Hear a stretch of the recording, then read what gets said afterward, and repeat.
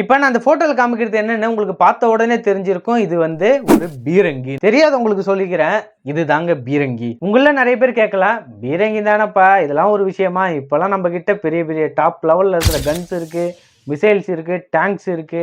இதெல்லாம் இருக்கும்போது பீரங்கியை பத்தி பேசுறியே, இதெல்லாம் ஒரு விஷயமா அப்படிலாம் நீங்க கேட்கலாம். பட் என்னோட ஆன்சர் என்னன்னா, இது ஒரு விஷயமே இல்லதாங்க. இப்ப நானும் அக்செப்ட் பண்ணிக்கிறேன். பட் ஆனா ஒரு 500 600 வருஷத்துக்கு முன்னாடிலாம் இந்த பீரங்கி யார்கிட்ட இருக்குதோ அவங்க தான் மிகப்பெரிய பவர்ஃபுல்லான ஒரு படையா இருந்தாங்க. இந்த பீரங்கி வச்சிருக்கவங்களால 1000 யானைகளை கொண்டு எதிர்த்து வரவங்களை கூட சமாளிக்க முடியும். அந்த அளவுக்கு அப்போ ஒரு பவர்ஃபுல்லான வெப்பனா இந்த பீரங்கி இருந்தது. சரி ஓகேப்பா, அந்த காலத்துல இதெல்லாம் யூஸ் பண்ணாங்க, நாங்க ஒத்துக்கிறோம். பீரங்கி ஒரு பவர்ஃபுல்லான வெப்பன் தான்.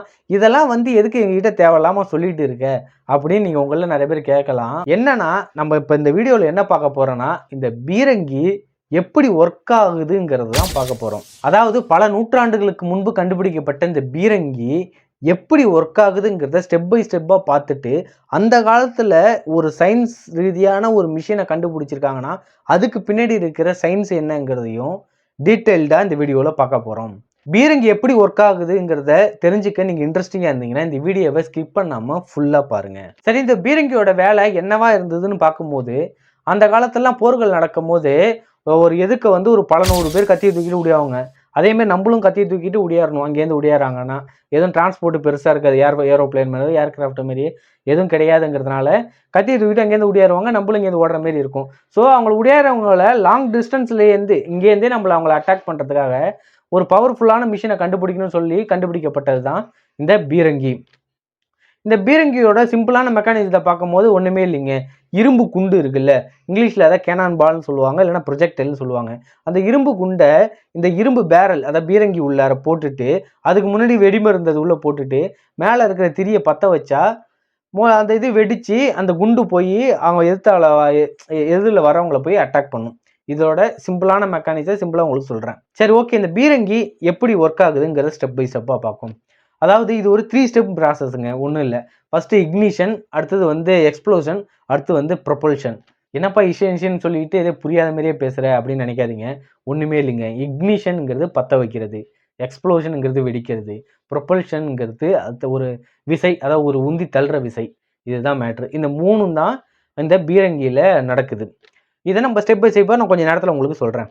இந்த பீரங்கில் இருக்கிற ஒரு சின்ன சயின்ஸை பார்க்கும்போது என்னன்னா, நம்ம இப்போ ஒரு கேம்ப் ஃபயர் கொளுத்துறோம்னு வச்சுங்க, ஒரு 4 கட்டையை போட்டு நெருப்பை கொளுத்துறோன்னா என்ன ஆகும்னா, நெருப்பு எரியும். அது எல்லாருக்கும் தெரியும். எரியும் போது என்ன, நெருப்பு வரும். நெருப்போடு சேர்த்து நமக்கு என்ன வரும், ஹீட் வரும். ஹீட் எப்படி வருது, காற்றுல அது பரவி வருது. அப்போ என்ன நடக்குதுன்னா, அந்த நெருப்பு காற்றுல பரவும். அது எவ்வளோ தூரம் வேணால் அந்த ஹீட்டை எடுத்துக்கிட்டு அது வெளில தள்ளும். வெளில தள்ளுறதுக்கு நிற்கும், காற்றுல வெளில போகிறதுக்காக அந்த நெருப்பு, அந்த தீ நிற்கும். உங்களுக்கு சிம்பிளாக புரியுற மாதிரி சொல்கிறேன்.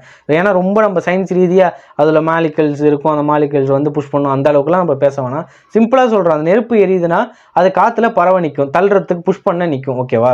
இந்த சிம்பிளான மெக்கானிசம் தான் இந்த பீரங்கிலையும் நடக்குதுங்க. எப்படி நடக்குதுன்னு சொல்கிறேன். அதாவது இந்த பீரங்கி கிட்டத்தட்ட 500லேருந்து 1000 கிலோ மேலே கூட இருக்குங்க. இது எப்படி இருக்குன்னா, ஃபஸ்ட்டு ஒரு சைடு ஓப்பனில் இருக்கும், அந்த குண்டு போடுற மாரி. ரெண்டாவது சைடு க்ளோஸில் இருக்கும். இது ரெண்டுத்துக்கும் அந்த க்ளோஸில் இருக்கிறதுக்கு பக்கத்தில் மேலே திரி வைக்கிற மாரி ஒரு ஓட்டை இருக்கும். இது ஃபுல் அண்ட் ஃபுல்லு இரும்பாலே ஆயிருக்கும். இந்த பீரங்கியை நகர்த்துறதுக்கு உள்ள ஒரு வண்டி இரும்பாலே ஆனால் சக்கரத்தால் வச்சிருக்கிற மாரி ஒரு வண்டி வச்சுருப்பாங்க. அந்த வண்டியில் தான் இந்த பீரங்கி தூக்கி வச்சுருப்பாங்க. சரி ஓகே, இப்போ இது எப்படி ஒர்க் ஆகுதுன்னு பார்க்கும்போது ஃபஸ்ட்டு என்ன பண்ணுவாங்கன்னா, வெடி மருந்து எடுத்துருப்பாங்க. அதாவது கன் பவுடரை எடுத்துப்பாங்க. இந்த கன் பவுடரில் என்ன கலந்துருக்கும் உங்களை நிறைய பேர் நினைக்கலாம், என்ன வெடி மருந்து வச்சுருப்பாங்க அப்படின்னு தெரியாதுல்ல. அவங்களுக்காக சொல்கிறேன், அதில் ஒன்றுமே கலந்துருக்க மாட்டாங்க. அதாவது கார்பன், அதாவது கரி இருக்குல்ல, அந்த கரியை வச்சுருப்பாங்க, சல்ஃபர் கலந்துருப்பாங்க, பொட்டாசியம் நைட்ரேட், இது 3த்தையும் கலந்த கலவை தான் அந்த கன் பவுடர். இந்த கன் பவுடர் என்ன பண்ணுவாங்க, ஃபஸ்ட்டு அந்த இது இருக்குல்ல, பீரங்கியோட வாய் இருக்குல்ல, அந்த வாயில் உள்ளே போட்டு அடியில் வச்சு நல்லா புஷ் பண்ணுவாங்க. ஒரு குச்சை வச்சு நல்லா குத்தி நல்லா டைட்டாக மூடுற மாரி வச்சு அடைச்சிருவாங்க. அடைச்சிட்டு அதுக்கப்புறமா இந்த கெனான் பால் அல்லது ப்ரொஜெக்டல் அல்லது இந்த இரும்பு குண்டை எடுத்து உள்ளே போட்டு நல்லா புஷ் பண்ணுவாங்க. எப்படி இருக்குன்னா, அந்த ஃபஸ்ட்டு அந்த கன் பவுடர் ரொம்ப டைட்டாகி இறுக்கமாக இருக்கும். அதில் போய் நல்லா டைட்டாகி ஏன்னா அந்த ஷேப் இப்படி இருக்கும். இப்படி இருக்கும்போது என்னன்னா, அந்த குண்டு இருக்குல்ல, அது குண்டு போய் நல்லா, அது சரியான வெயிட்டாக இருக்கும். அவ்வளோ வெயிட்டாக இருக்கிற குண்டு அழுத்திக்கிட்டு அந்த கன் அங்கே இருக்கிறது என்னன்னா, ஒரு அழுத்தம் அங்கே ஏற்பட்டு இருக்குது.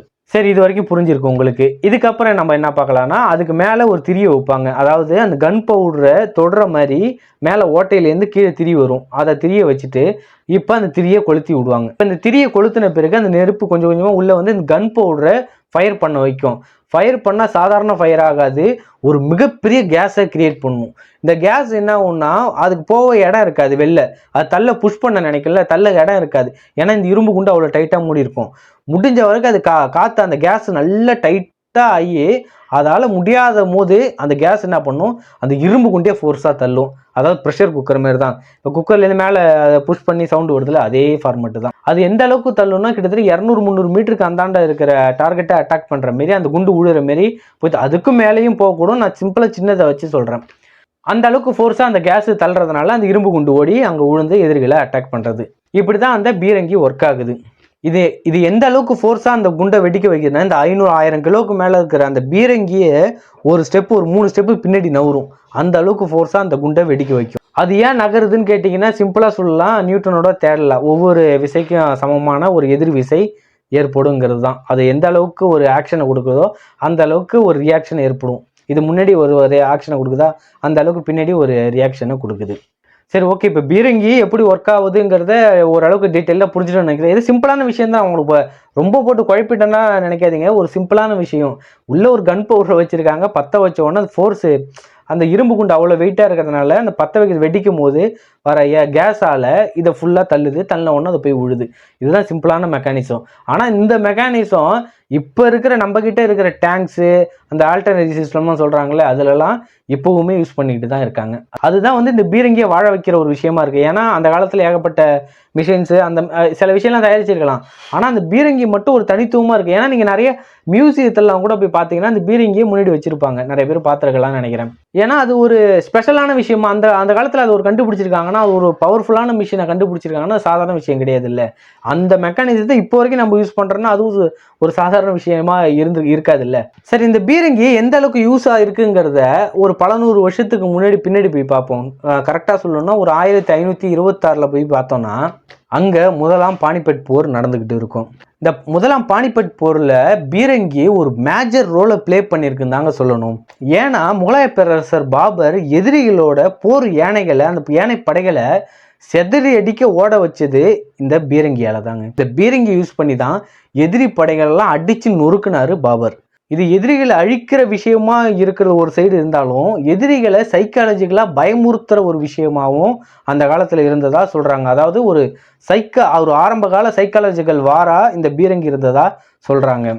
ஏன்னா இது ஏற்படுத்தக்கூடிய சத்தத்தால் அவங்க அந்த எதிரிகளோட படைகள்லாம் நடுங்க ஆரம்பிக்குது. அவங்களோட குதிரை படைகளும் சரி, யானை படைகளும் சரி, மனிதர்களும் சரி, இதில் ஏற்படுத்தக்கூடிய சவுண்டு அந்த அளவுக்கு ஃபோர்ஸாகவும் அந்த அளவுக்கு பவராகவும் இருந்ததா சொல்கிறாங்க. ஸோ நான் முன்னாடியே சொன்ன மாரி இந்த பீரங்கி அந்த காலத்துலேருந்து இப்போ வரைக்குமே இதோட மெக்கானிசம் யூஸ் ஆகிட்டு தான் இருக்குங்க. அதனால தான் இப்போவுமே நான் முன்னாடியே சொன்ன மாதிரி தான் இப்போவுமே இதை நிறைய மியூசியத்தில் வச்சு அழகு பார்க்குறாங்க.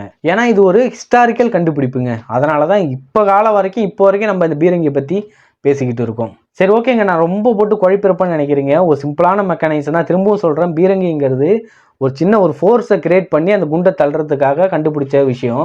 ஆனால் இப்போ இது சின்ன விஷயமா இருந்தாலும் ஒரு 400-500 வருஷத்துக்கு முன்னாடி அது ஒரு மிகப்பெரிய விஷயம். ஏன்னா சயின்ஸில் இவ்வளோ மெக்கானிசமாக ஒரு கண்டுபிடிச்சிருக்காங்கன்னா அது சாதாரண விஷயமா இருந்திருக்காது. சரி, ஓகேங்க. இந்த வீடியோ உங்களுக்கு புரிஞ்சிருக்கும்னு நினைக்கிறேன். உங்களுக்கு இந்த மாதிரி வேறு ஏதாவது விஷயத்தில் இன்ட்ரெஸ்ட் இருந்ததுன்னா அதை கமெண்ட்டில் சொல்லுங்கள். அந்த விஷயத்தை பற்றி நம்ம பேசலாம். ஸோ இந்த வீடியோ பிடிச்சிருந்தா மறக்காமல் லைக் பண்ணுங்கள், உங்கள் ஃப்ரெண்ட்ஸுக்கெல்லாம் ஷேர் பண்ணுங்கள். இந்த மாதிரி ஆகப்பட்ட வீடியோ உங்களுக்கு தேவைப்பட்டதுன்னா இந்த சேனலை சப்ஸ்கிரைப் பண்ணுங்கள். ஸோ அடுத்து இந்த மாதிரி ஒரு சூப்பரான வீடியோவில் சந்திக்கிறேன். Until then bye from Sakthi.